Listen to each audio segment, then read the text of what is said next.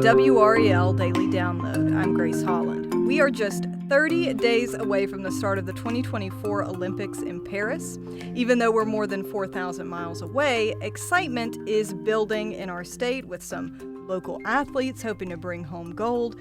WRAL will have full coverage of the games when they begin next month. Our Liz McLaughlin will actually be reporting from Paris. She joins me now. Liz, are you getting excited? I am so pumped and ready to nerd out on all things Olympics. Grace, thanks for having me.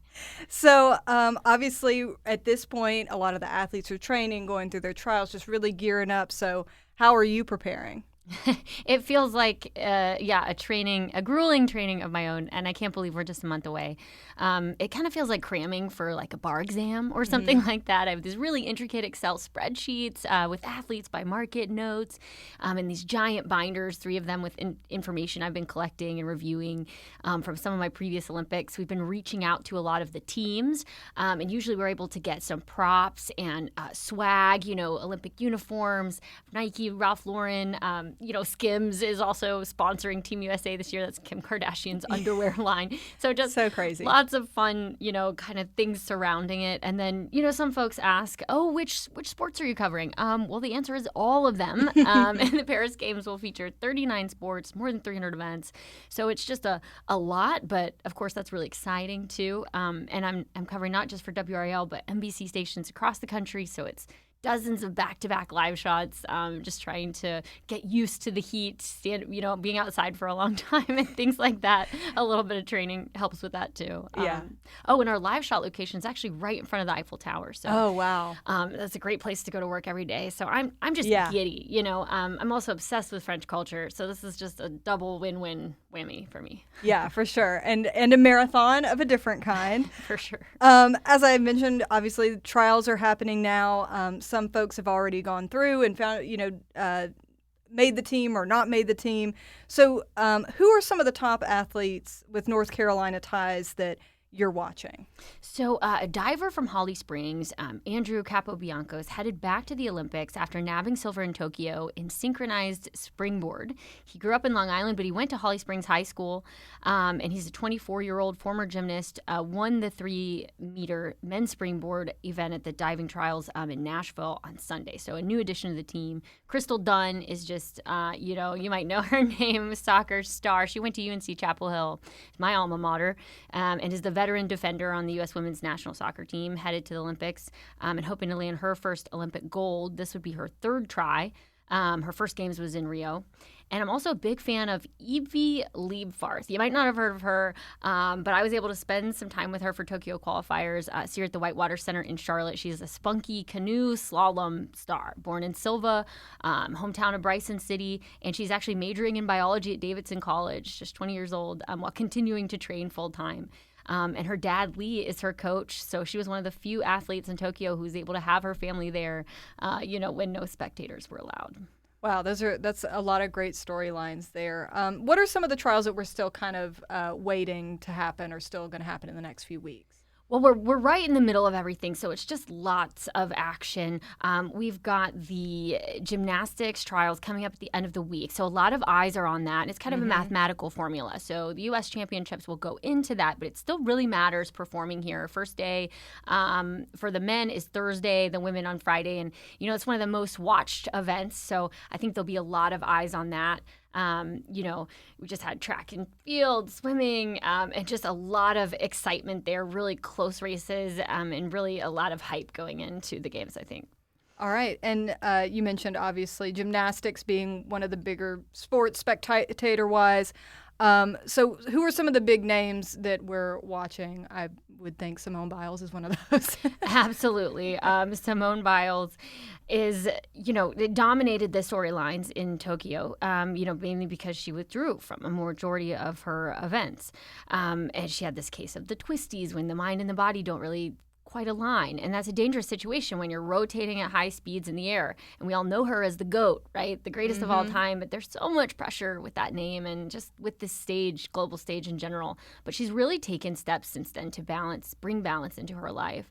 Thursdays are her self-care days, and she relaxes. She only does one practice. She has therapy every week, even when traveling. And it seems like she's really been able to find that. You know, she got married last year to NFL player John Owens, and she says she's really feeling strong about Paris, and her performance so far that we've seen is showing that. She's a 7-time Olympic medalist and a contender for multiple golds this time around. I think another interesting person is Suni Lee. I got to see her medal in Tokyo, and she's just a really sweet girl. She's just great to interview, and she has so much excitement, but she's really faced a lot of challenges, diagnosed with 2 different kidney diseases, and it has been really performing incredibly despite battling that the last 2 years. So a lot of eyes on her too. All right. And then, you know, with that, a lot of female athletes I feel like come to mind in general, both of those women, Sha'Carri Richardson. Sha'Carri is my fave. I gotta talk about her for a minute. I just love her. I love her. She's a self-proclaimed that girl, right?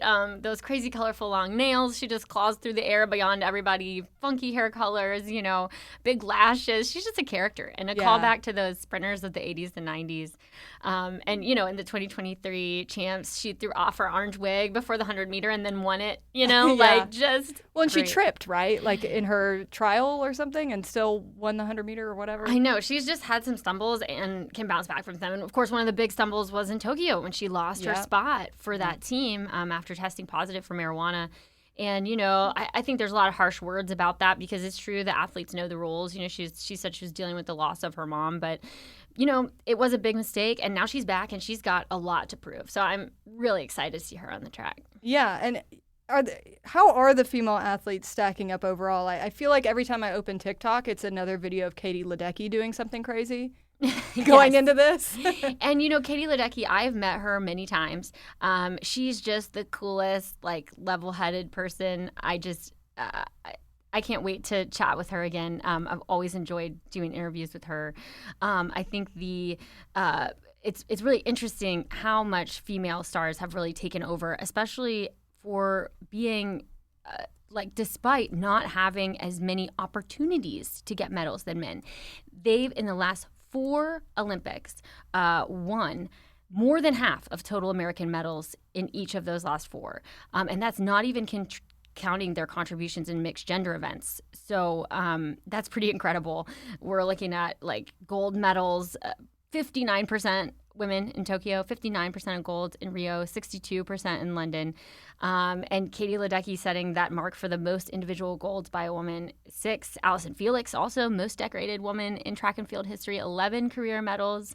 And there's lots of powerhouse teams looking forward to Paris. Water polo going for 4th straight gold, basketball going for 8th straight gold, beach volleyball, they've won 4 out of the last 5, volleyball, they've won medals in each of the last 4. So, you know, if anyone ever says you play like a girl, well, that's a compliment because they're dominating. Yeah, girl power. All right, let's take a quick break.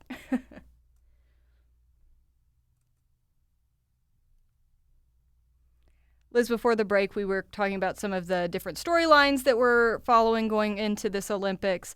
But every time we have an Olympics, it feels like there's a different sport getting added. So what are some of the ones that are new this year, and who are some of the rising stars there? So ones you won't see this year, maybe you saw in Tokyo, are karate, baseball, softball.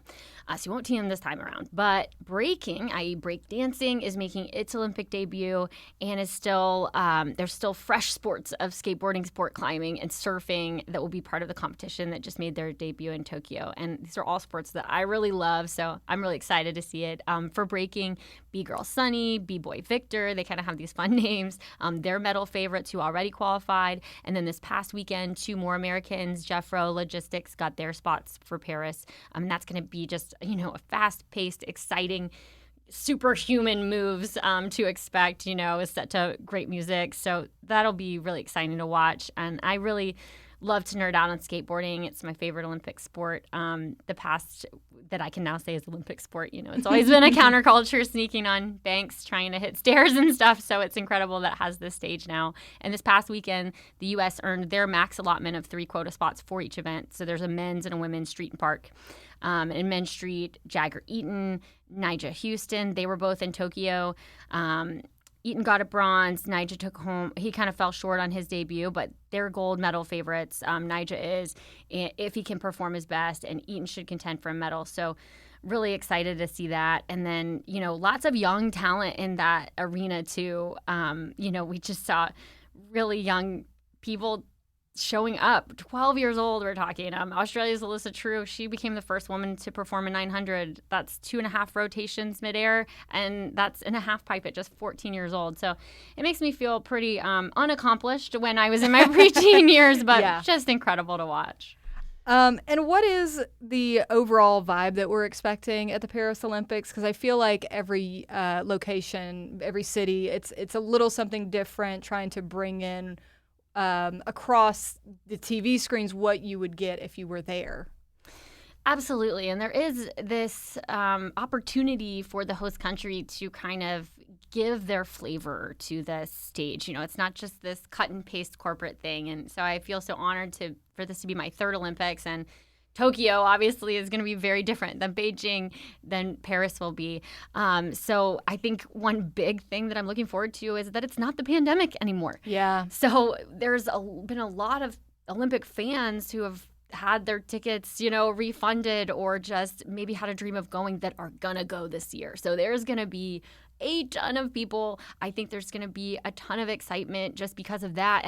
And for the athletes, they really thrive, I think, off seeing their parents in the stand. Yeah. It was pretty eerie in Tokyo that to have an empty stadium and just a couple other fellow athletes, at the end of the greatest athletes in the world playing. So I'm really excited about that aspect of it, just to have people there and to not have that kind of cloud of COVID hanging over, because it's very stressful for athletes too, wondering if they're going to test positive, if they can even perform after all of this work.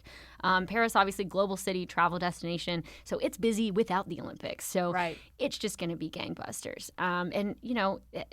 Parisian charm is just known for its style. So I think there'll be an aesthetic here that'll be quite interesting. And even most of their, venues are at these kind of quintessential French landmarks. We're talking about Versailles, the equestrian events and stuff. Exactly. Beach volleyball under the Eiffel Tower. I mean, it'll be pretty iconic, I think, in that way. Yeah, and obviously a lot of our viewers and listeners know you as our climate change reporter, so I have to ask about sustainability. So how is Paris approaching that?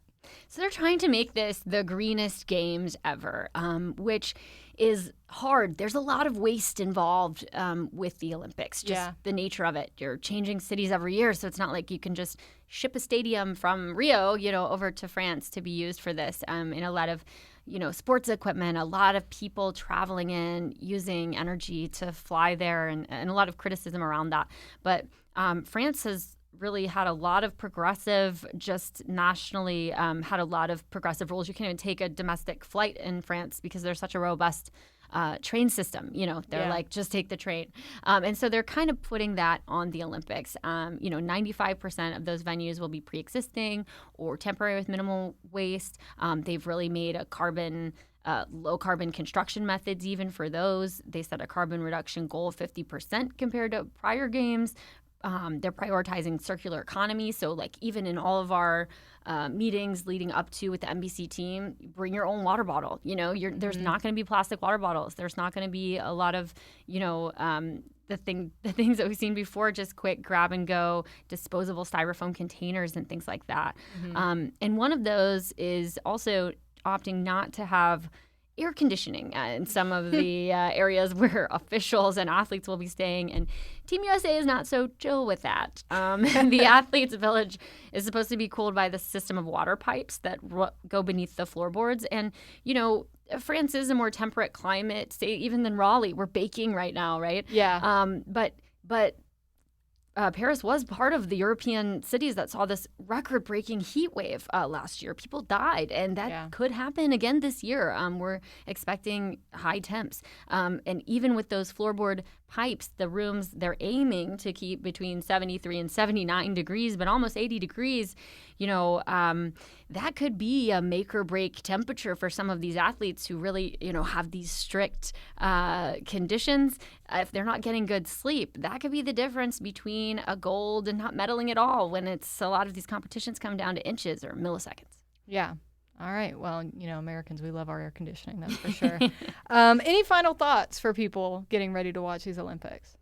I think, I have these favorites. I'm researching, trying to figure out what the odds are and spreadsheets, but really anything can happen. And that's what's so thrilling about the Olympics.